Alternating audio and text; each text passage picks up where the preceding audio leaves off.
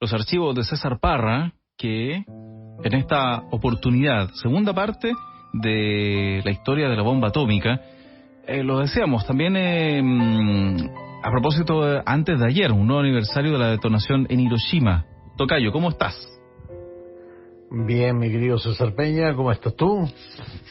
Aquí pues, aquí como siempre te respondo, esperando, en este caso por esta segunda parte de esta, que apasionante historia, no siento que no corresponde el apelativo, pero esta muy interesante historia respecto de, en este caso, la bomba atómica, y que prácticamente la semana pasada quedamos casi en el momento en que se decide ocupar sobre la ciudad de Hiroshima, que, como lo decíamos hace un par de días, se conmemoraba un nuevo aniversario de aquello. Bueno, pero como hay cosas primero más cercanas a las que nos debemos referir, de hecho, que duda cabe que fue impactante para mucha gente lo acaecido ayer con el caso de Ámbar. Por supuesto. Mira, fíjate que me tocó en César Parra Comunidad TV dar una opinión al respecto. Obviamente la gente me pedía una opinión. Sí. Yo dije dos cosas. Una, que esto no podía significar un retroceso respecto al tema de la pena de muerte. O sea, ir a la pena de muerte. Volver a la pena de muerte. Claro. Claro. No podía significar eso. O sea, fue una conquista de los derechos humanos de nuestro país cuando efectivamente se deroga. Porque la pena de muerte es terrible. Imagínate, y aparte de ser terrible, es tan inefectiva. O sea, ¿tú realmente crees que un asesino serial, como es este señor, que asesina a las chicas Ámbar, tú crees que va a desistir de hacer lo que hace por temor a pensar en una eventual pena de muerte, por temor a pensar en una eventual pena perpetua efectiva? Estamos hablando de monstruos, mi querido César Peña. Estamos hablando de monstruos. Un nuevo tipo de criminal. Me recuerdo una vez, Tocayo, que, por decirlo de alguna forma, tocamos el tema con el Tila, y que señalábamos de repente de que había tenido, por decirlo así, una suerte de un momento de lucidez, por decirlo de alguna forma, y él mismo se da cuenta de la persona que es y decide terminar con su vida. Así es. O sea, para estos tipos realmente la muerte llega como un premio. Comillas, claro. A su, ¿cómo decírtelo?, a sus almas torturadas. Entonces, como te digo, primero, compadecerse, solidarizar absolutamente con la gente que siente indignación por lo que sucede con Ámbar. Por supuesto que sí, pero nunca caer en la tentación del Estado policial, de un Estado militarizado, o de volver a la pena de muerte o a prácticas más brutales por un suceso en particular, por doloroso que sea. Yo sé que esta opinión no es muy popular, lo sé, pero créeme, o sea, este no es el narco sintiendo orgullo, sintiendo un burdo orgullo porque entró a un lugar, a un sitio de apuesta y mató a 5 o 6 personas, como lo vimos en Puente Alto. No sé si te recuerdas. No, y de hecho, increíblemente, en el mismo lugar, hace algunas horas ocurrió algo similar, en el mismo lugar ahí. No me digas, en el mismo lugar de apuesta, de Puente Alto. Muy cerca, a algunas cuadras de ese lugar. Ocurrió hace algunas horas algo parecido, a lo menos 2 personas. Claro, pero no estamos hablando del, pero se está investigando del pequeño todavía. bribón, del pequeño pelmazo, que con un arma en la mano se siente hombre, se siente, qué sé yo, Escobar o el Chapo Guzmán, y entra y asesina a 5 o 6 inocentes y se siente orgulloso. No estamos hablando de ese pelmazo. Aquí estamos hablando de tipos que no tienen alma. Realmente la pena de muerte o la pena perpetua efectiva no alcanzan a contener la maldad de estas personas. Realmente son tipos tan monstruosos que nos rebajaríamos como sociedad si efectivamente les otorgamos la muerte que ellos disfrutan dar. Eso es lo que te puedo decir. Respecto al tema de Ámbar. Y yo sé, me imagino, cómo debe haber vibrado tu WhatsApp, el Twitter de la radio, diciendo mátenlo, aniquílenlo. Pero créeme, como sociedad nos estaríamos rebajando si caemos a su nivel. Eso creo. Ok. ¿Te parece si vamos con el tema que nos reúne, que es otra tragedia? Sí. Una tragedia que ni más ni menos estamos hablando de entre lo que fue Hiroshima y Nagasaki. Estamos hablando de la muerte de más de 246.000 personas. Pero para esto tenemos que remontarnos brevemente a lo que fue el afán expansionista japonés. Fíjate que los dientes de Japón, los dientes militaristas de Japón, parten por ahí por 1906, después de lo que fue la primera guerra ruso-japonesa. Ok, ya. Tú sabes que Japón es la primera potencia oriental que logra derrotar a una potencia occidental. Mira, ya. Y eso fue efectivamente, como te digo, en 1906, una guerra esencialmente naval, donde Japón derrota a la Rusia zarista de aquel entonces. Obviamente que esto hizo mirarse a Japón de un modo distinto. Claro. De hecho, las presiones entre Estados Unidos y Japón, derivadas de este afán expansionista de Japón, comenzaron en 1922, cuando se establece un tratado naval de Washington que limitaba el número de barcos que los japoneses podían poseer. Cosa que, bajo la lógica de las grandes potencias de la época, permitía asegurar la supremacía naval de las flotas, a su vez, norteamericana y británica. Exacto.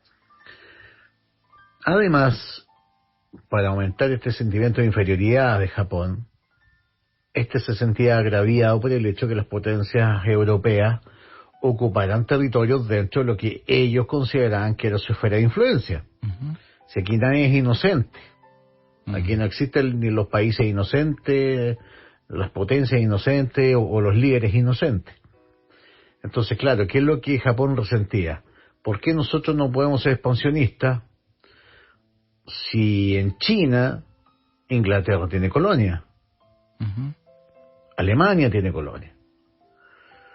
Y es así como en 1937 Japón toma la decisión de invadir China en un conflicto que duraría 8 años, se terminaría junto con lo que sería la Segunda Guerra Mundial. Sí. Así que se podría decir que técnicamente la Segunda Guerra no comienza en Polonia el 1 de septiembre de 1939, sino que empieza con la invasión de Japón a China en 1937. Empieza también, a la misma vez que esta invasión de Japón a China, a imponerse una camarilla militar por sobre la democracia japonesa, por sobre el Congreso de Japón, por sobre el primer ministro de Japón. Logra una influencia inaudita el príncipe Konoye. El príncipe Konoye es nombrado primer ministro y integra militares a su gabinete. Hideki Tojo, Yosuke Matsuoka, que eran defensores acérrimos, halcones como lo llamaríamos ahora, de la expansión de Japón por la fuerza.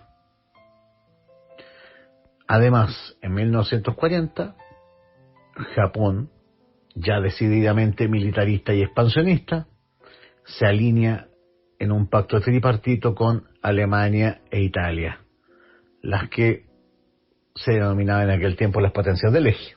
Ujú. Ahora bien, todos sabían lo que iba a pasar. Me refiero a Pearl Harbor. Sí, sí, sí. En el fondo, todo apuntaba para allá. Japón sabía que tenía que dar un golpe decisivo a Estados Unidos, Ujú. o si no, Estados Unidos les ganaba en una guerra sí o sí, de vuelta. Eso es lo que... El Pearl Harbor, básicamente, es un intento de Japón por destruir toda la flota de portaaviones de Estados Unidos de una pura vez. Cosa después poder sentarse a negociar con Estados Unidos. Ujú. Pero lamentablemente esto no se logra. Y si lo que sí logra Japón es que Estados Unidos entra en una guerra tanto en Europa como en el Pacífico.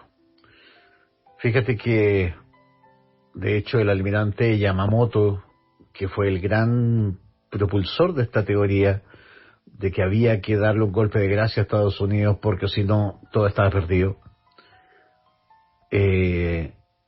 siempre fue contra la guerra. Él fue, a ver cómo te lo digo, él estaba en contra de una guerra con Estados Unidos Ujú. porque sabía que esto iba a terminar en desastre. No, claro, claro, claro. Por eso él fue el principal propulsor de esta tesis del golpe decisivo. Ya. Si no lograban hacer retroceder a Estados Unidos de una Ujú. después del ataque a Pearl Harbor, Sí, él sí. sabía que si el ataque de Pearl Harbor no resultaba, estaba todo perdido ya. Y así fue, así lo demostró la historia. Ujú. Ahora bien, Japón no se iba a entregar tan fácil. Y de hecho vendió cara a su derrota en cada una de las batallas que dio, Ujú. tanto navales como terrestres. Ujú. Y ahí llega el tema de la invasión a Saipán. Saipán es el primer territorio, perdón, Okinawa, Ok, sí, ya. me equivoqué. Okinawa Ujú. es el primer territorio estrictamente japonés que Estados Unidos invade. Ya. Es lo que es una batalla extremadamente sangrienta. Mm. Imagínate como que, no sé, por poner este ejemplo, Sí. Estados Unidos nos invadiera a nosotros Ujú. y la cabeza de playa es Chiloé. Ok. Sería durísimo, o sea, Sí. terreno continental chileno invadido por una potencia extranjera, Imagínate. lo defendemos con todo. Claro. Entonces Okinawa fue un preludio, Ujú. ya hacia 1944, Ujú.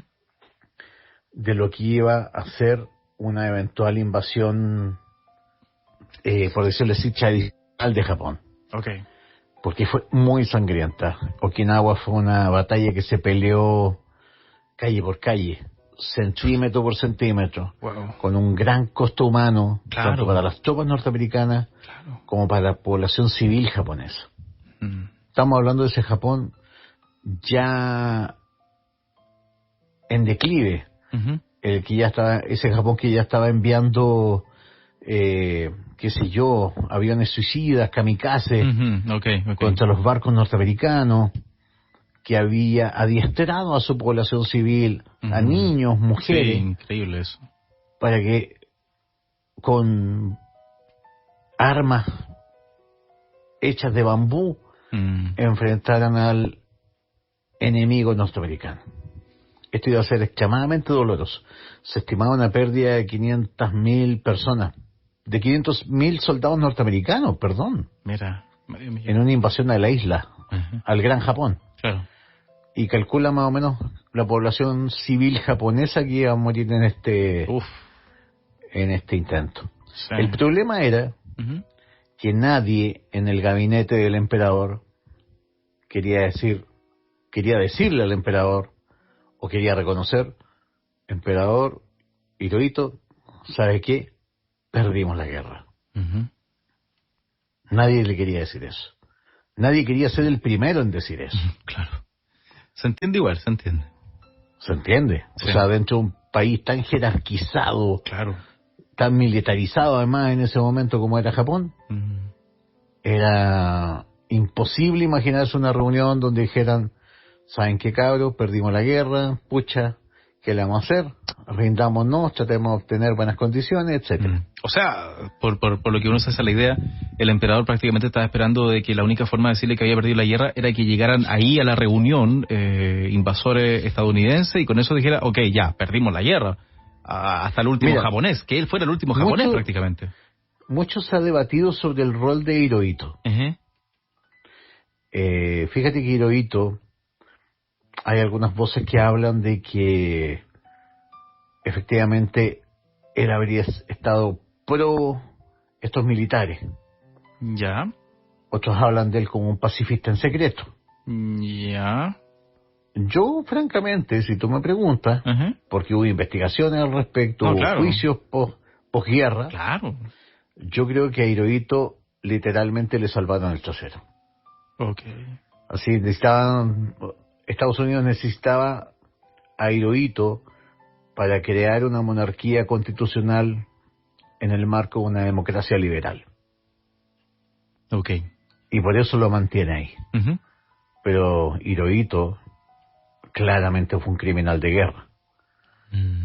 Fíjate que Hirohito fue emperador hasta la década de los 80, transformándose en el único líder de un país involucrado en la Segunda Guerra Mundial que sobrevive en su cargo hasta tan enterado del siglo XX. Mira, sí.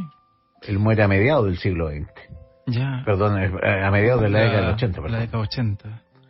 Oye. Ahora bien, la semana pasada vimos cómo mientras tanto Estados Unidos había logrado obtener el poder atómico. Y estaba listo para usarlo. De hecho, quedamos justamente en eso la semana pasada, los días 10 y 11 de mayo de 1945, se arma un comité para la elección de objetivos en el Laboratorio Nacional Los Álamos, donde justamente nos habíamos quedado. Qué cosa tan delicada, por así decirlo. Delicadísimo. Claro, y a la vez fría. Nosotros hacíamos el ejercicio, me acuerdo, así como simulando, y te das cuenta qué frialdad al decidir quiénes van a morir. Es como, wow. Sí. Wow.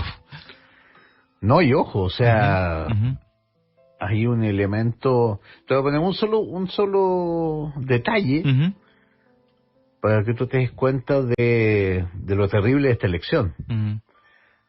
Tú sabes que en Hiroshima y en Nagasaki especialmente había más de 20 prisioneros de guerra británicos, neerlandeses y estadounidenses que murieron producto de las explosiones atómicas, como digamos un daño colateral. Sí, claro. Entonces había muchos factores en juego. Entonces, como te digo, se arma este comité para discernir cuál iba a ser finalmente el objetivo. Y se decide ciertos parámetros. De hecho, Robert Oppenheimer, el destructor de mundos, recomendó 3 ciudades: Hiroshima, Kioto, Yokohama y una especie de pequeña ciudad arsenal llamada Kokura como los objetivos posibles. ¿Ok? Sí. ¿Cuáles eran los criterios de selección?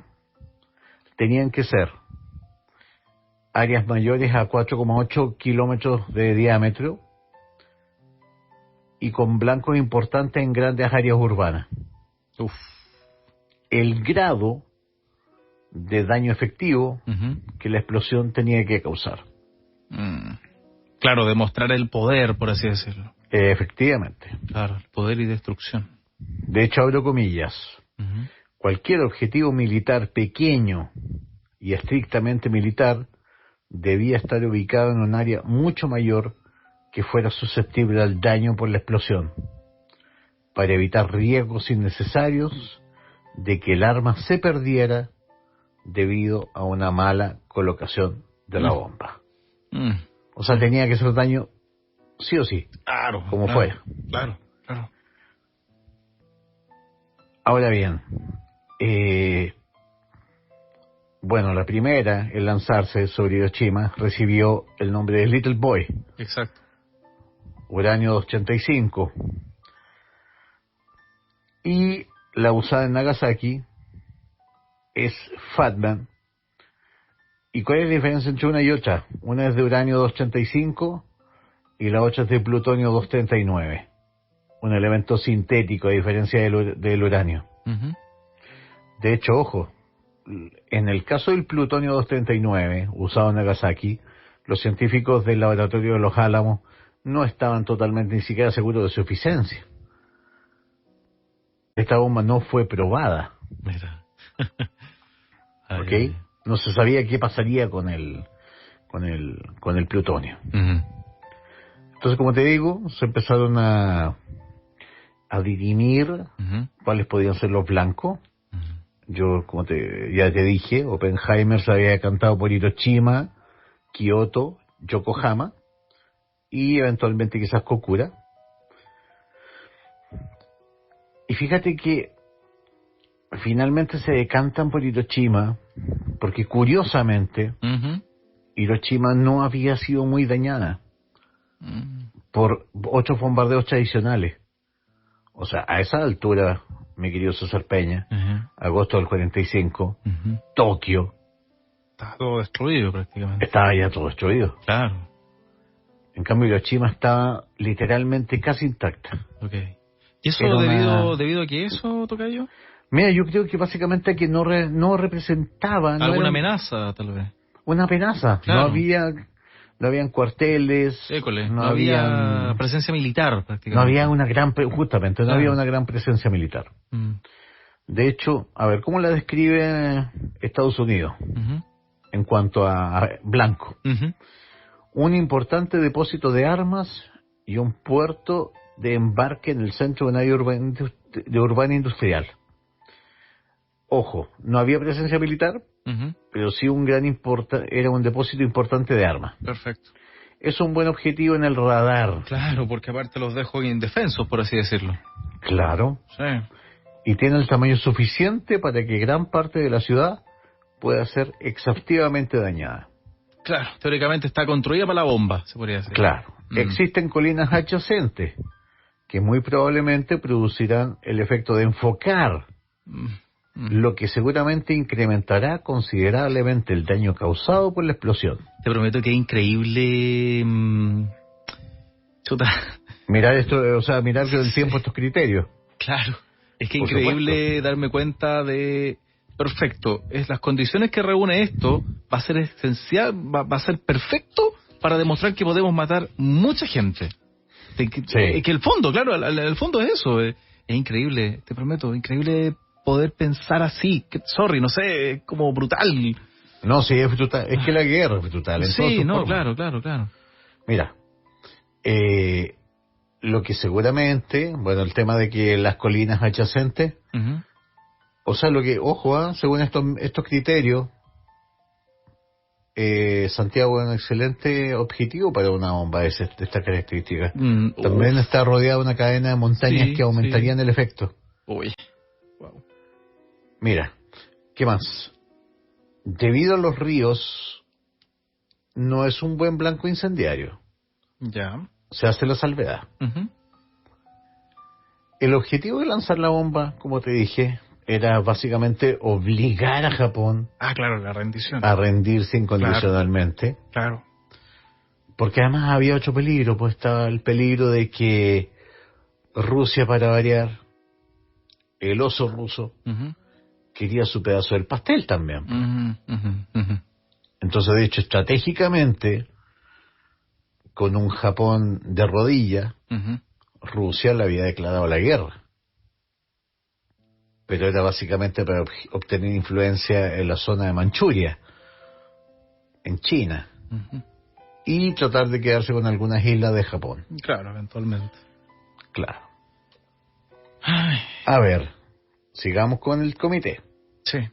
El comité aseguró que los factores psicológicos eran de gran importancia, especificando como prioridades y aquí va el tema de por qué esta ciudad, que no había sido muy dañada, es elegida. Uno, obtener el mayor efecto psicológico en contra de Japón. Sí, po. Bajarle la moral, por así decirlo. Efectivamente. Sí. Hacer suficientemente espectacular el uso inicial del arma, claro, para demostrar de poder. tal forma que fuera reconocida internacionalmente en términos publicitarios cuando fuera arrojada. ¡Qué brutalidad! Y Hiroshima te prometo. tenía la ventaja de tener un mayor tamaño, y con las montañas cercanas enfocando la explosión, la mayor parte de la ciudad sería destruida. Te prometo que brutal, de verdad, que increíble. Claro, y de hecho, como te digo, ellos dicen, el Palacio del Emperador en Tokio tenía una mayor fama que cualquier otro objetivo. La lógica te indicaba, si querías derrotar a Japón, claro, vuela el emperador y todo lo que hay cerca de él. Claro, sí. Bueno... Pero tenía un valor estratégico menor. École, es loco, tocayo, porque, por así decirlo, con las Torres Gemelas es algo similar. Uno podría haber dicho, chuta, ya, si son... destruye la Casa Blanca, no sé, te echáis a Bush, que lo estaba en ese momento ahí, pero es que te echáis un símbolo de poder. ¿Qué es lo que te demuestra? Pero no, échate a mucha gente.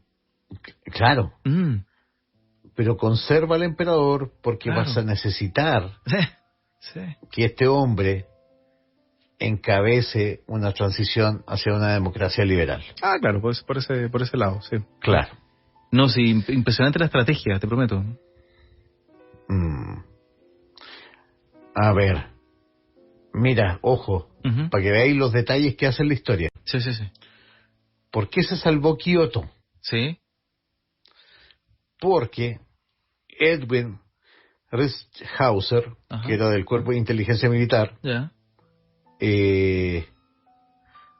dijo que había un señor que se llama Henry L. Stimson, que era secretario de guerra, que dijo, ¿saben qué? Kioto no. Yo pasé mi luna de miel ahí. Claro, mira, por ese detalle. No, en serio. Pero más que eso era, a él le constaba que Kioto era una ciudad que tenía demasiados monumentos religiosos. Ya. Y que ahí estaba ahí como literalmente arrasando el patrimonio histórico y religioso, el alma, por decirlo así. Okay. Por esos pequeños detalles se salva Kioto. Solamente por la opinión de un señor que había pasado ahí su luna de miel. Sí.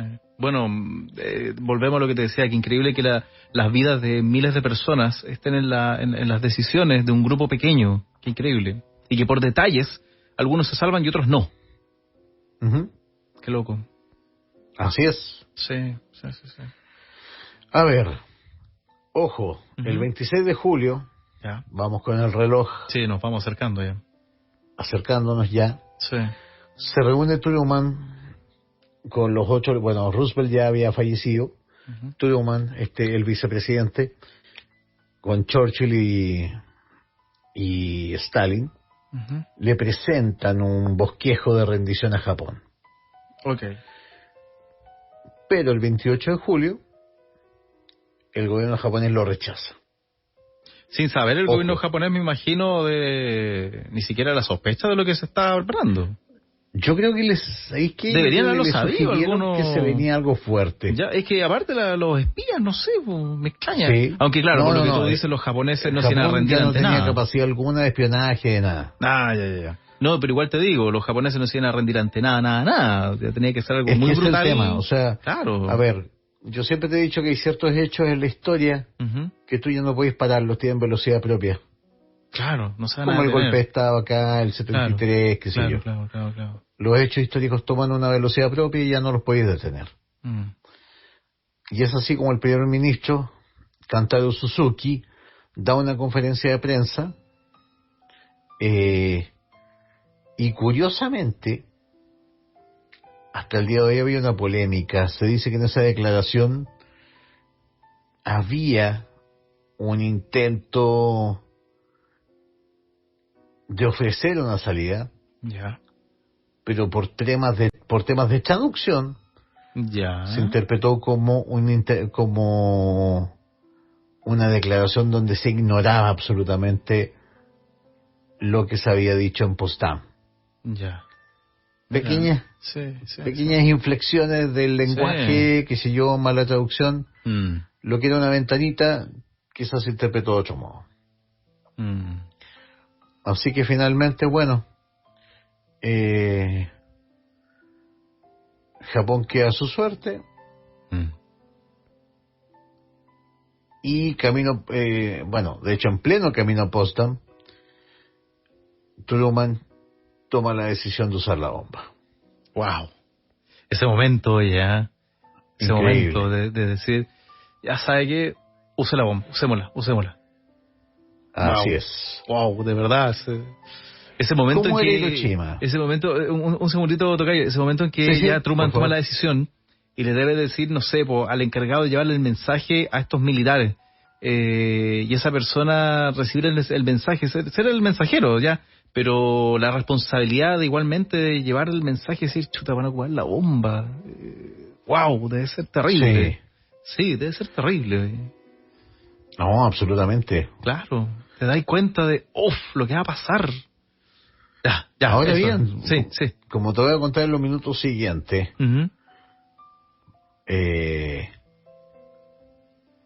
nadie precisamente está demasiado arrepentido de lo que pasó, ¿eh?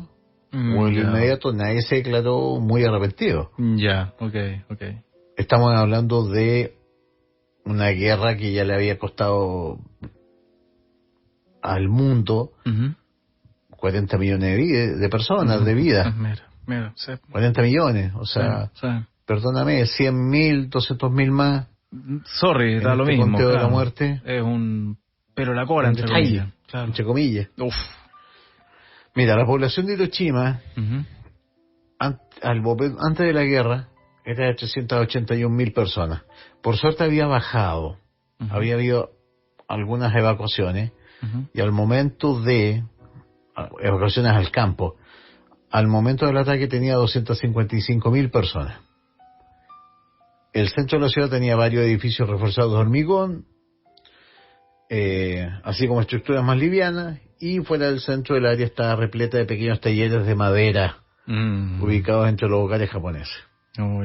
Había algunas plantas industriales en las afueras de la ciudad, y las casas eran de madera con pisos de teja, y muchos edificios industriales con armazón, como te decía, de madera. Totalmente susceptible a daños por incendios. Sí. ¿Qué más? Algunos campamentos militares, incluyendo el cuartel general de la Quinta División y los del Segundo Ejército General del Mariscal de Campo Hati Shunroku, quien comandaba toda la defensa de la parte sur del país, y era una base de abastecimiento y logística menor para la milicia japonesa. Básicamente la ciudad era un centro de comunicación, lugar de almacenamiento y un área de reunión para las tropas. Sí. Ahora bien, vámonos al otro lado. ¿Quiénes fueron los encargados de arrojar la bomba en Hiroshima? Claro. Bueno, el famoso Enola Gay. Sí, pues. Bueno, básicamente el Enola Gay era una fortaleza volante, un B-29, que era el bombardero más grande de su época, perteneciente al escuadrón de bombardeo 893D, y comandado por el coronel Paul Tibbets. Todo esto, ojo, uno tiende a perder como la noción del tiempo. Todos estos cabros que te voy a hablar eran veinteañeros. Mira. Cabros que tuvieron esta responsabilidad y que no superaban, qué sé yo, 25, 26 años. Mira, vaya. Mira. Bueno, de hecho, está la anécdota. Tú sabes que Enola Gay era el nombre de la madre de uno de los miembros de la tripulación. Ok, ya. Ahí me pillaste, eso no lo sabía. Sí, efectivamente. Ya. Por eso se le llamó Enola Gay, el nombre en honor a la mamá de uno de los miembros de la tripulación. Okay. Ojo, el Enola Gay no vuela solo, va acompañado por otros dos B-29. Ya. Uno llevaba instrumentos de medición, dígase radiación, etcétera. Claro. Todo lo que tú necesitas aprender después de un evento histórico de esa magnitud, o sea, y registrarlo medir todo lo también, posible, y todo radiación, viento, etcétera. Claro. Y el otro fue el encargado de, acuérdate lo que hablamos de la publicidad, de registrar en película École. y en fotografía. Sí, tener los mejores planos y todo aquello. Efectivamente. De hecho, ese segundo avión, ¿sabes cómo se llamaba? A ver, sí. Necesariamente diabólico se llamaba. Necessary Evil. Chuta. Tal cual. Ay, güey. Despegan desde la isla de Tinian. Vuelan por separado hasta Iwo Jima. Y ahí se reúne con sus otros 2 bombarderos auxiliares. ¿Ellos sabían lo que llevaban, ponte tú? ¿Sabían que era...? Absolutamente. Ya. No, o sea, en el caso de la tripulación de la Enola Gay, sabían perfectamente lo que está implicado. Que llevaban una bomba que iba a destruir la ciudad y todo aquello. Y ojo, estamos hablando de un objeto sumamente pesado, o sea... Claro. De hecho... ¿Cuánto es? Como 2 metros y algo, más o menos, de una altura. tonelada y algo, sí. Sí, más o menos. De hecho, Paul Tibbets recuerda claramente cómo el avión se le va hacia arriba al momento de soltar esa tonelada y algo. Oye. Pero también ese aventón que va hacia arriba permite que logren escapar de la onda expansiva. A propósito de lo que tuviste en el Líbano. Claro. ¿Cuánto? Sigamos. Bueno, estamos en los momentos cúlmines ya, en los momentos casi encima. ¿Cuánto demora en llegar a...? Porque la bomba ni siquiera llega al piso, sino que explota antes de llegar al es suelo. Que eso también es importante que lo sepas. Está diseñada para explotar 60 metros antes de llegar a la... Media cuadra. A la Tierra. Mira. Porque si... Hace más daño ahí. Hace, justamente. Sí, pues. Si tú la colocas como un pequeño faro incandescente, hace más daño que si fuese directamente una explosión a nivel del suelo. Qué loco. A ver. ¿Existe el dato, tocayo, de cuánto se demoró en caer, ponte tú, del momento que la lanzan hasta el momento que finalmente detona?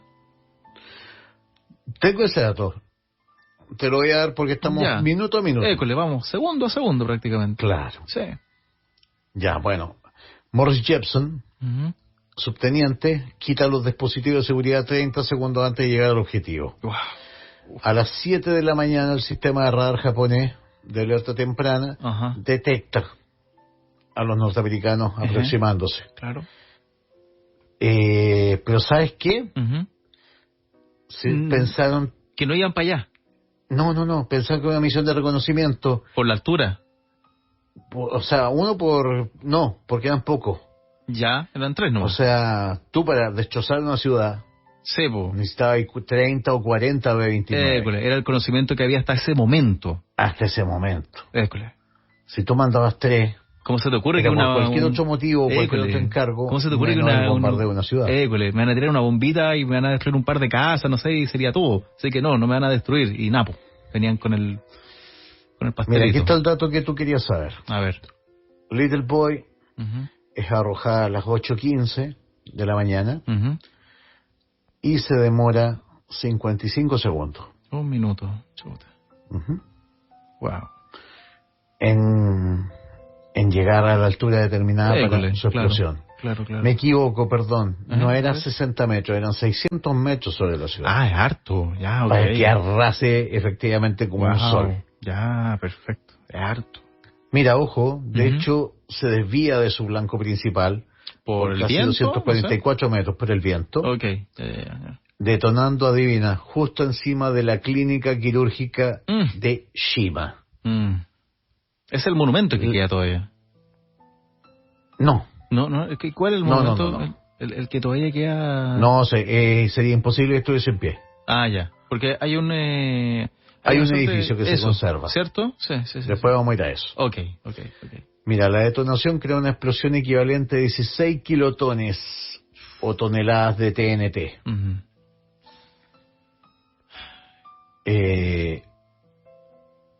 Ojo.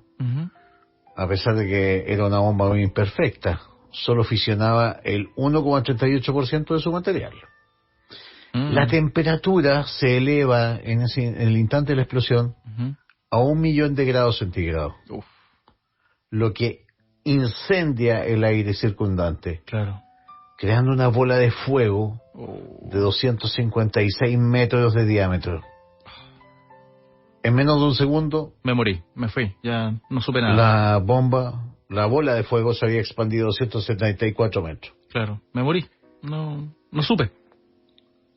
Aquí entramos al terreno de la leyenda urbana, mi querido César Peña. A ver. Se dice que mientras el Enola Gay se alejaba rápidamente Sí, para evitar claro. ser también Claro. víctima de esta misma energía, Claro. el capitán Robert Louis, copiloto del bombardero, comentó: Dios mío, ¿qué hemos hecho? No lo sé. Claro. Me huele mucho a esa frase maniquea del tipo: un gran paso para el hombre, un pequeño paso para el hombre, gran paso para la humanidad. Sí. Bob Caron, que era artillero de cola, describe así la escena. Ya. Una columna de humo asciende rápidamente. Su centro muestra un terrible color rojo. Todo es pura turbulencia. Es una masa burbujeante, gris violácea, con un núcleo rojo. Todo es pura turbulencia. Los incendios se extienden por todas partes como llamas que surgiesen de un enorme lecho de brasa. Comienzo a contar los incendios. 1, 2, 3, 4, 5, 6, 7, 14, 15. Imposible, son demasiados. Aquí llega la forma de hongo de la que nos habló el capitán Parsons. Viene hacia mí. Es como una masa de melaza burbujeante. El hongo se extiende. Puede que tenga 1500 o quizás 3000 metros de anchura y unos 800 de altura. Crece más y más. Está casi a nuestro nivel y sigue ascendiendo. Es muy negro, pero muestra cierto tinte violeta muy extraño. La base del hongo se parece a una densa niebla atravesada con un lanzallamas. La ciudad seguramente debe estar abajo de todo eso. Las llamas y el humo se están hinchando y se remolinan alrededor de las estribaciones. Las colinas están desapareciendo bajo el humo. Todo cuanto veo ahora de la ciudad es el muelle principal y lo que parece ser un campo de aviación. La explosión rompió los vidrios, mi querido César Peña, de las ventanas de edificios localizados en distancia de 16 kilómetros. Y pudo sentirse hasta 60 kilómetros de distancia. Wow. Alrededor de 30 minutos después comenzó un extraño efecto. Empezó a caer una lluvia de color negro. Esta lluvia negra estaba llena de suciedad, polvo, hollín y partículas altamente radioactivas. Claro. Lo que ocasionó contaminación aún en zonas remotas. El radio total de destrucción, 1,6 kilómetros.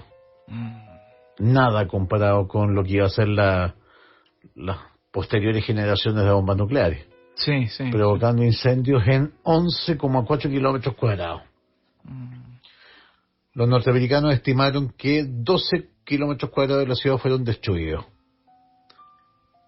Los japoneses calcularon que el 69, por no decir ligeramente el 70% de los edificios de Hiroshima fueron destruidos.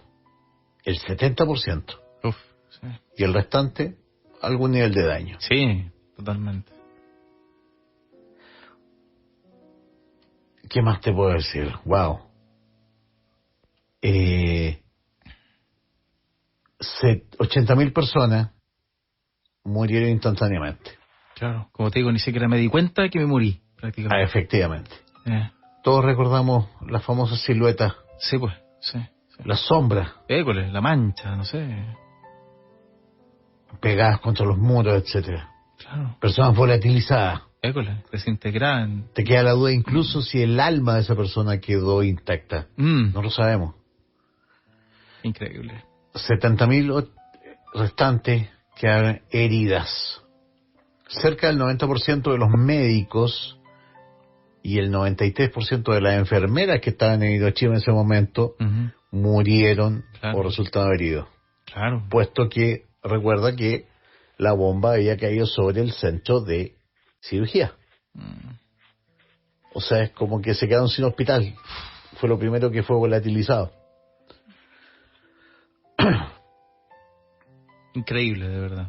Bueno, ocurrió, así que increíble, no sé si el apelativo correcto, impresionante se podría decir. Diseños de ropa Uh-huh. que han impresos sobre la piel Claro, de la gente. claro. Era indistinguible los jirones de ropa de los jirones de piel. Ay, ay. A ver, literalmente para lo que fue Japón, Uh-huh. Hiroshima simplemente fue un lugar que cayó. Desapareció. Se quedó callado un momento a otro. École, no dejó de, En Tokio se dan existir, cuenta por así decirlo. de que simplemente Hiroshima dejó de emitir cualquier tipo de señal radiofónica. Claro. Se silenció. Cerca de 20 minutos después de la explosión, el centro telegráfico del ferrocarril de Tokio notó que la principal línea telegráfica había dejado de funcionar justo al norte de Hiroshima. Ya. Los primeros informes llegan de algunas estaciones a 16 kilómetros de distancia. De Hiroshima. Informes confusos sobre una terrible explosión. Claro, Nube siniestra. era lo que Destello veía. terrible. Claro. Un fuerte estruendo. Uy. A ver. Chuta. Hiroshima, de hecho, se las tuvo que batir solos casi un día completo. Me imagino, claro. Hasta empezar a recibir las primeras ayudas. Estamos hablando del año Lo 45. Se pensaba, Hiroshima no sabía lo que era la radiación, no sabía lo que era la radioactividad. O sea, a pesar, ¿qué nos pasó? En el peor de los casos, ¿qué ocurrió? Pensaron que era una bomba convencional de un poder inconmensurable. Claro. Pero las consecuencias de la radiación se empezaron a ver después, a los días, después, no sé, a las horas. Y tardaron décadas. Claro. Harry Truman, Uh-huh.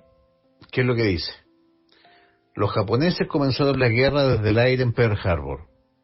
Ahora les hemos devuelto el golpe multiplicado. Con esta bomba hemos añadido un nuevo y revolucionario incremento en destrucción a fin de aumentar el creciente poder de nuestras Fuerzas Armadas. En su forma actual, estas bombas se están produciendo. Incluso están en desarrollo otras más potentes. Ahora estamos preparados para arrasar más rápida y completamente toda la fuerza productiva japonesa que se encuentra en cualquier ciudad. Qué brutal. Vamos a destruir sus muelles, sus fábricas y sus comunicaciones. Uh-huh. No nos engañemos. Vamos a destruir completamente el poder de Japón para hacer la guerra. Chuta. El 26 de julio publicamos en Potsdam un ultimátum para evitar la destrucción total del pueblo japonés. Uh-huh. Sus dirigentes rechazaron el ultimátum inmediatamente. Si no aceptan nuestras condiciones, pueden esperar una lluvia de destrucción desde el aire como la que nunca se ha visto en esta tierra.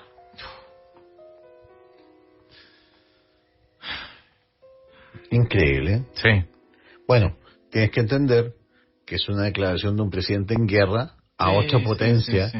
con la cual se ha combatido sangrientamente Sí. isla por isla durante 4 años. Sí, te lo entiendo también, se entiende esa parte. Uh-huh.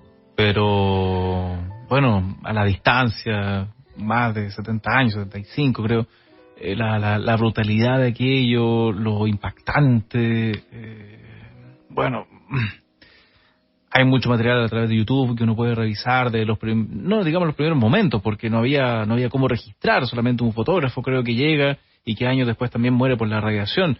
Y es quien toma las primeras imágenes de lo que acontece en Hiroshima, sino que después llega, se conocen, o sea, los días después, me imagino que ya el mundo se entera gráficamente de lo que aconteció ahí, después de la propaganda, Así como es. dice, norteamericana o estadounidense, que ellos grabaron todo, tomaron fotografías, está la filmación para mostrarle al mundo lo que habían hecho, pero el daño se conoce tal vez al mes después, o... Efectivamente. Claro. Recuerda lo que te había dicho al comienzo. Sí. 11 prisioneros de guerra occidentales Sí. fallecen durante el bombardeo. La cúpula que tú recuerdas Uh-huh. se conoce como la cúpula Kenbaku, Ya. que pudo permanecer en pie a pesar de encontrarse a tan solo 150 metros de la zona cero. Mira. De hecho, la cúpula Kenbaku Uh-huh. se renombró como el Monumento de la Paz de Hiroshima Okay. y es patrimonio de la humanidad. Claro. A ver, ¿qué sucede después? Claro. Como te digo, es en ese lapso donde los rusos, aprovechando esta circunstancia, declaran la guerra rápidamente a Japón e invaden Manchuria. Ya. Y el 9 de agosto viene Nagasaki. Ya. Yo creo que una de las mejores representaciones cinematográficas que he visto de Nagasaki. Ya. Curiosamente es la que vi en Wolverine, Inmortal. ¿Recuerdas el comienzo de la película? Sí. Es una recreación realmente muy bien hecha, Ya. escalofriante, de lo que es Nagasaki. Okay. Cuando se mete con Sí. cuando Wolverine se mete con este soldado japonés a un pozo. Sí lo recuerdo. Y Wolverine mismo se convierte en una víctima carbonizada, si no es por este poder que le da la ficción de regenerarse. Claro. Ahora bien, Nagasaki nunca había sufrido un bombardeo a gran escala antes de la explosión nuclear, excepto algunas bombas arrojadas sobre la ciudad un poquito antes, en los astilleros también. Básicamente, ¿cuál era la joya de Nagasaki? Mitsubishi. Ya. Que era donde se hacían los aviones, los Zero. El B-29 que lleva las bombas Nagasaki se llama Boxcar. Okay. Y lleva esta bomba en base a plutonio. Ya. Nuevamente es un B-29. Piensa lo mismo, básicamente, también con un par de aviones escolta. Y piloteado por el mayor Charles Sweeney. Y aquí, ojo, Sí. esto es muy raro. Destino nuevamente. En realidad el objetivo de esta segunda bomba era la ciudad de Kokura, el polvorín de Kokura. Pero estaba 70% cubierta por nubes, los cielos estaban nublados. Así que revisó su cuaderno, Sweeney, y según las instrucciones que tiene, el segundo objetivo de la lista es Nagasaki. O sea, un día como hoy, tocayo. Así es. 8 de agosto. Estamos hablando de la mañana del 9 de agosto. Ya. A ver, pero en todo caso, bueno, lo de Hiroshima a esta altura ya ha sucedido. Sí. Ya lo de Hiroshima, 2 días antes, el 6, tomando en cuenta la fecha que estamos hoy día justo, el mundo ya lo sabe, pero sabe la versión de Estados Unidos, me imagino. Claro. Pero no la versión de la destrucción y la muerte de personas. O sea, mira, ojo, Truman no disimuló nada. Truman fue fue, ¿cómo te lo digo? ¿Explícito? No sé. Explícitamente crudo. Chuta, ya. Es decir, han sufrido un daño terrible. Porque lo que él quiere es forzar la rendición. Sí, ok. No esconde nada. Es que te voy, tocayo. Siempre, a ver, se dice, hemos lanzado esta bomba, no sé, sobre esta ciudad, Hiroshima, ya, murieron 70.000 personas, ya, pero el número siempre suena más frío que ver algunas de las personas por supuesto, quemadas, no sé. A eso te digo, el mundo sabía la cifra, pero no sabía la dimensión de lo que había acontecido, me imagino. Bueno, es que, como decía el camarada Stalin, a ver, ¿cómo te lo digo? Una sola muerte, eso puede ser una tragedia. 1.000.000 de muertes es una estadística. Palabra de Stalin. Sí, no, ok. Entonces, es el tema, cuando ya te hablan de 50.000 muertos, 100.000 muertos, 200.000 muertos, 1.000.000 de muertos, claro, ya perdí la noción. Sí. Es como cuando te dicen, te hablan de los años luz. Claro, así también. No, claro. La galaxia mide 800.000 años luz. Sí, uno queda ahí como... Mismo, queda como no se entiende nada, entre comillas. Efectivamente. A ver, sigamos brevemente con Nagasaki. Sí. 7:50, alerta de bombardeo aéreo. 8:30, se emitió una señal de que el peligro se había alejado. Ujú. Pero eran primero aviones de reconocimiento.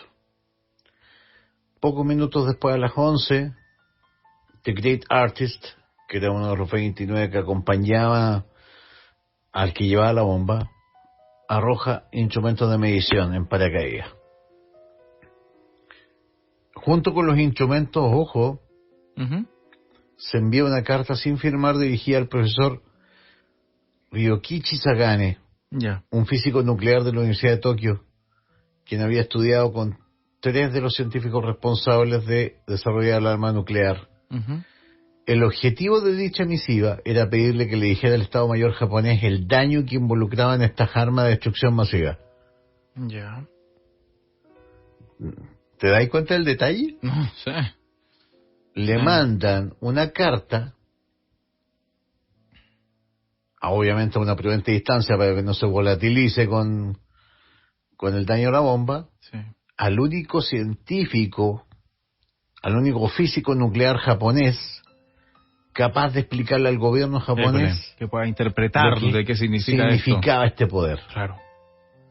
Claro, porque lógicamente Ryokichi Sagane. el planeta quedó en ¿qué diablo fue esto? Entonces, claro, él, bueno, señor, no sé, pues emperador, no sé, autoridades, esto fue tal cosa, hicieron esto, Claro.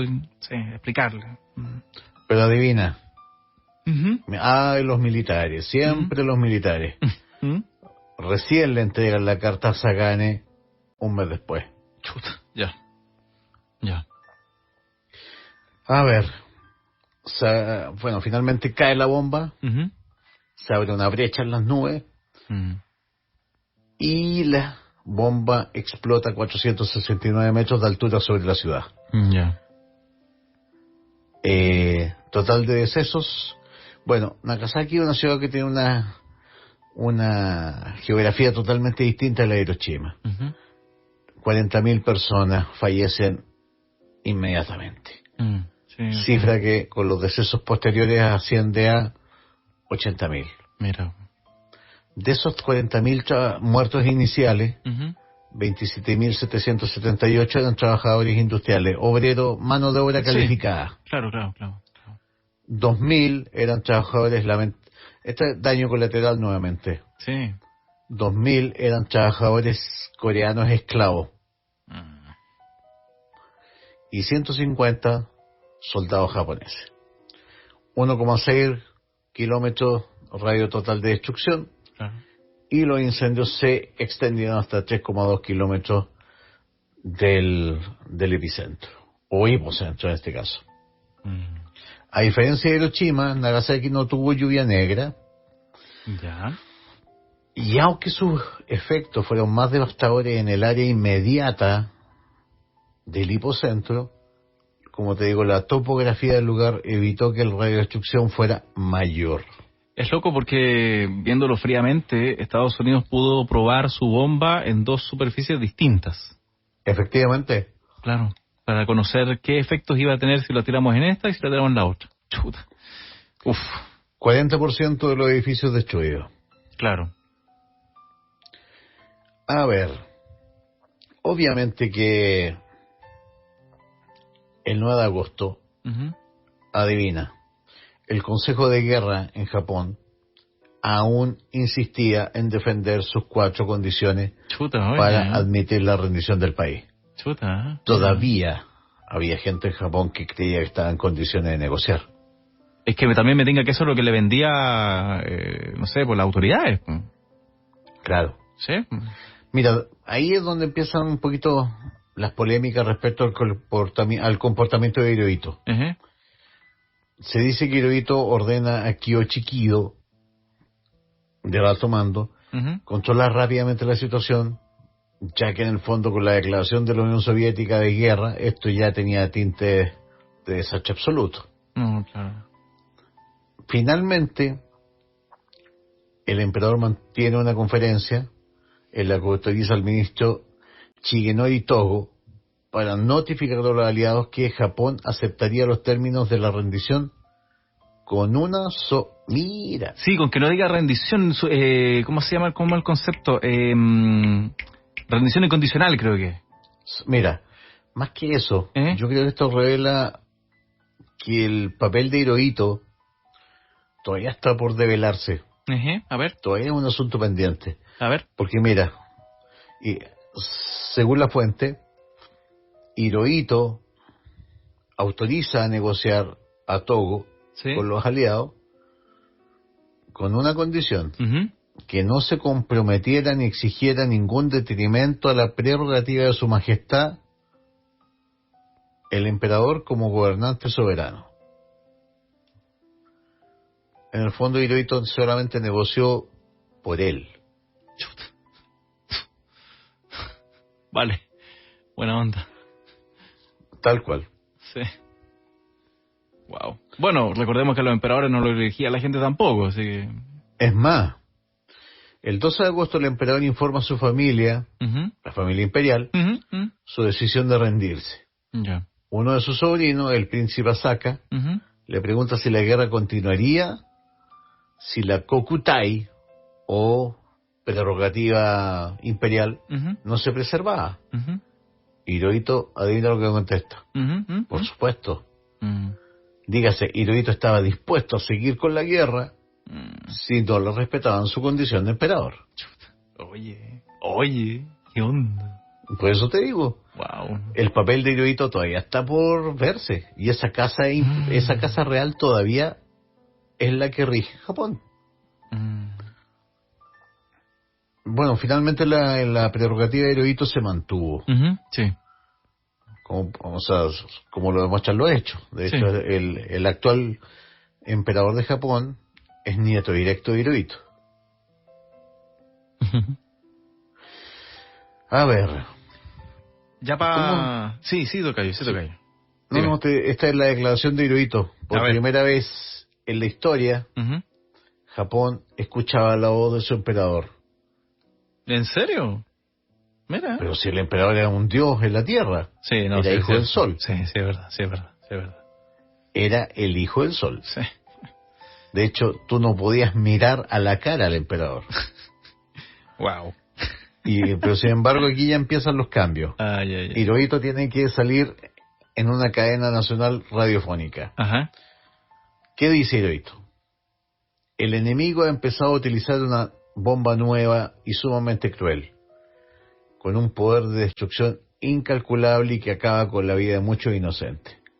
Si continuásemos las luchas, solo conseguiríamos el arrasamiento y el colapso de la nación japonesa. Y eso conduciría a la total extinción de la civilización humana. Finalmente, Japón se rinde y este es el día oficial del término de la Segunda Guerra Mundial, mi querido César Peña. El 2 de septiembre de 1945, muy simbólicamente, a bordo del USS Missouri, que era uno de los barcos que habían sido bombardeados en Pearl Harbor. Mira. Presidida por el general MacArthur, comandante supremo de las fuerzas aliadas.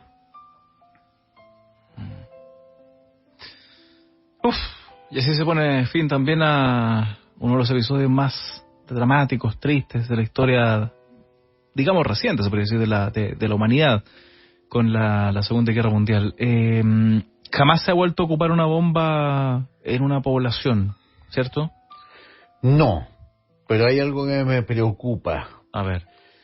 Que es el tema de los ensayos nucleares. Que eso siguió durante muchos años, décadas. A ver, los ensayos nucleares se extendieron por lo menos hasta finales de la década de los 90. Sí, pues me acuerdo, ¿cómo era?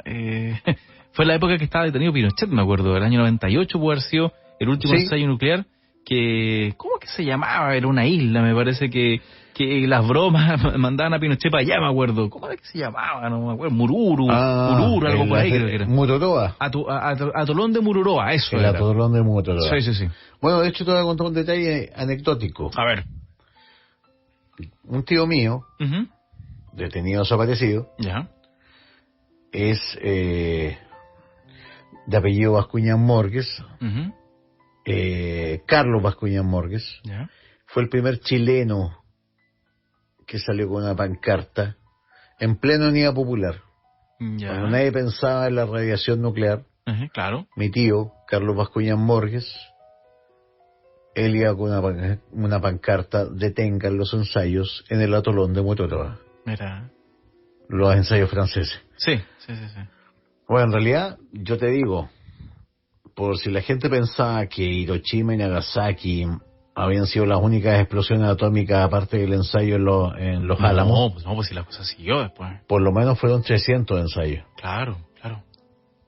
300 ensayos. Sí. En el fondo eso equivale a una guerra nuclear pequeña. Sí, totalmente. No Totalmente. sabemos todavía también los daños que toda esta suma de ensayos Ujú. pueden haber tenido sobre el clima, Claro, pues. la fauna Probablemente y la flora. los empezamos a ver o se van a empezar a notar más en las próximas décadas. Esa es la otra también. Claro. Sí, pues. Entonces, como te digo, tenemos en el fondo bajo cuerda, perdóname, Ujú. me quedé corto. Aquí tengo la cifra exacta. A ver. 2.000 detonaciones No. nucleares Oye, desde Hiroshima y Nagasaki. oye. Ah. Eso equivale, sí, a una pequeña guerra nuclear. Así que esta guerra fría que nos vendieron, o que nos han vendido hasta el día de hoy, Sí, porque para que estamos con que, cosas, que no pasó nada. No estamos sé. viviendo una guerra fría 2.0. Claro. En esta guerra fría permanente en la que hemos vivido desde 1945, literalmente hemos vivido, ha sido menos fría de lo que se cree. Mm. Hemos tenido ni más ni menos que 2.000 detonaciones nucleares, Mira. que si bien no han tenido víctimas directas, Exacto. humanas, Sí, sí, sí, sí, sí. equivalen a una guerra nuclear pequeña y no sabemos qué efectos tiene Sí, pues, esto efectos que en finalmente... el clima, la fauna y la flora École, del planeta Tierra. efectos que finalmente vamos a padecer todos, o estamos padeciendo todos ya. Así es. Mm. Vaya. 2.000 detonaciones. Mira. La más grande de ellas, la famosa bomba Tsar. Sí. Bueno, alguien diría por ahí, para eso hay lucas. Para eso nunca Sí, van a pues. faltar lucas. Nunca van a faltar lucas para eso. En fin. A ver, el ranking. Ujú. Estados Unidos ha realizado 1.054 pruebas nucleares. La Unión Soviética, 969. Chuta, oye. Francia, 210. Ya. Gran Bretaña, 45. China, 45. Corea del Norte, 4. Ya sé. India, 6. Ya. Y Pakistán, 6. Ahí toca ya. Bueno. Ha sido un muy interesante tema que tú nos has compartido durante estas 2 semanas ya, para revisitar un poco la historia, conocer detalles y quizá la reflexión, no sé, de qué hacen nuestras autoridades, la reflexión de esa lamentable reflexión de podemos destruir el mundo con unas 5 bombas SAR, tal vez, no sé. Efectivamente. Claro, la brutalidad de aquello, el tomar la dimensión a que existe la posibilidad de que el humano pueda destruir su propio mundo. Claro, no comparable a la fuerza de la naturaleza, es verdad, pero que lamentablemente el humano pretenda, no sé, asemejarse a esa fuerza de la naturaleza destructiva. Chuta, mejor trata de imitar la fuerza de la naturaleza, pero de crear vida en vez de la destructiva. Efectivamente. En fin. Siempre valiosos minutos, tocayo, en que vamos conociendo más de la historia. Correspondía, César Peña, porque Sí. de hecho este aniversario no era cualquier aniversario, era el número 75. Sí, sí, sí. Y valga la pena también decirlo, hay tensión entre Estados Unidos y China. No dejemos que nuestra desidia, nuestro individualismo, nos hagan perder de vista que esto puede ser una escalada que termine, ni Dios quiera, No. en un nuevo invierno nuclear. Ok, tocayo. Nos extendimos un poco, pero sin duda que lo ameritaba. Sin duda que lo ameritaba. Un tema como te digo, tratan de no colocar el apelativo de apasionante ni nada de eso, porque esos son apelativos positivos, por así decirlo, pero un tema muy interesante del cual hay que conocer sus detalles, sus aspectos, que probablemente a la ligera o a la rápida ubicamos la historia, como decimos nosotros, pero conocerla en un trasfondo un poquito más allá siempre es necesario, siempre es valioso. Y bueno, César Parra acá ti, pues. nos trae aquello Gracias a ti, en sus archivos. Gracias a ti, a Radio ADN, y bueno, este espacio siempre ha sido posible gracias a www.exprofeso.cl, tú sabes, Sí, pues. esoterismo y magia a tu servicio, a precios alcanzables, y invito a la gente a seguirme a Comunidad César Parra TV. Perfecto, tocayo. Nosotros nos reencontramos ahora a la madrugada de miércoles, como siempre con el Así ya es. clásico Pueblo Fantasma. ¿Cómo lo llamaste el otro día? ¿Cómo Un fue? clásico de la radio, de la radio. ¿Cómo Sí. fue? Salió muy bonito eso. Uy, se me olvidó ya, oye. Va a haber que Un buscarla. clásico ya No, es un clásico ya totalmente, de la radiodifonía de la actual. por radiofonía. decirlo. O del nuevo siglo, si se quiere ya. Se Y podría justo decir. el día que me tiraste tantas flores repetí como 6 historias. Sí. Qué terrible. Bueno. Pero es parte de Sí. también, es parte de también. ¿Ya? No, si estuvo bueno, pero a la gente le gustó. Sí, estuvo bueno. Tocayo, un gusto como Ya, bueno. siempre. Cuídate Que tenga harto. buen turno César Peña, Muy y que les amable, a casa. muy amable, muchas gracias. Ahí nos reencontraremos ya la madrugada de miércoles. Que estés súper bien, tocayo. Ya, igualmente, cuídate. Igual. Bye. Chao. Chao. Dejamos hasta acá los archivos de César Parra de esta semana a través de ADN.